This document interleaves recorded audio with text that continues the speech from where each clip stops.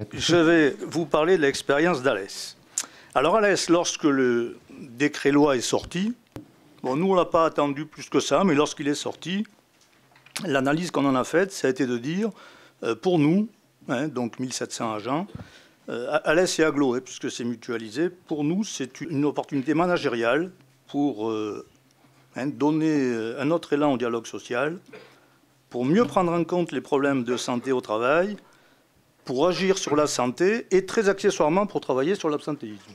Alors cette expérience d'Alès, elle s'inscrit dans une démarche globale de prévention avec la création d'un service un petit peu particulier il y a une dizaine d'années qu'on a appelé déjà à l'époque service de prévention et de qualité de vie au travail, dont l'objectif opérationnel premier était d'élaborer et de déployer les fameux documents uniques qui sont un document rendu obligatoire dans les collectivités territoriales.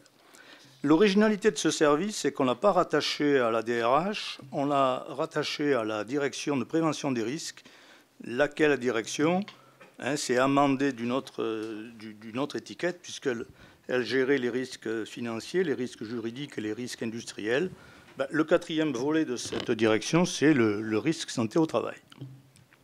Lorsque ce service a été créé, il s'est créé un défi, comme définir des objectifs avec la mise en place d'une nouvelle, entre guillemets, prévention au travail, tenant compte de l'évolution des métiers et de l'émergence des nouveaux risques. À côté du D, il y a le E. Le E, c'est engager les élus politiques et les élus représentants du personnel, les cadres, les agents, dans un projet de réflexion managériale. J'en arrive au F, comme former. Alors là, on a eu à peu près la même pratique que vous, c'est-à-dire qu'on a formé la totalité de l'encadrement au management santé au travail, au management des pratiques managériales, au management de la communication et du positionnement professionnel. Ça, c'est pour le F, former. Et puis le I, la dernière lettre du mot défi, c'est initier une dynamique de démarche participative.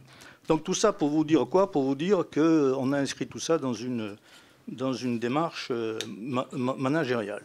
Les résultats de ce défi, c'est une baisse significative des accidents du travail, alors que ce n'était pas l'objectif, une baisse significative de l'absentéisme, et là aussi, j'ai plaisir à le raconter, parce que des fois, la chance sourit aux audacieux. Il se trouve que sans même que l'on concourt à un certain nombre de prix nationaux, on a obtenu un certain nombre de prix nationaux, en particulier des prix décernés par la CARSAT et la CNRACL sur la méthodologie d'approche de l'absentéisme.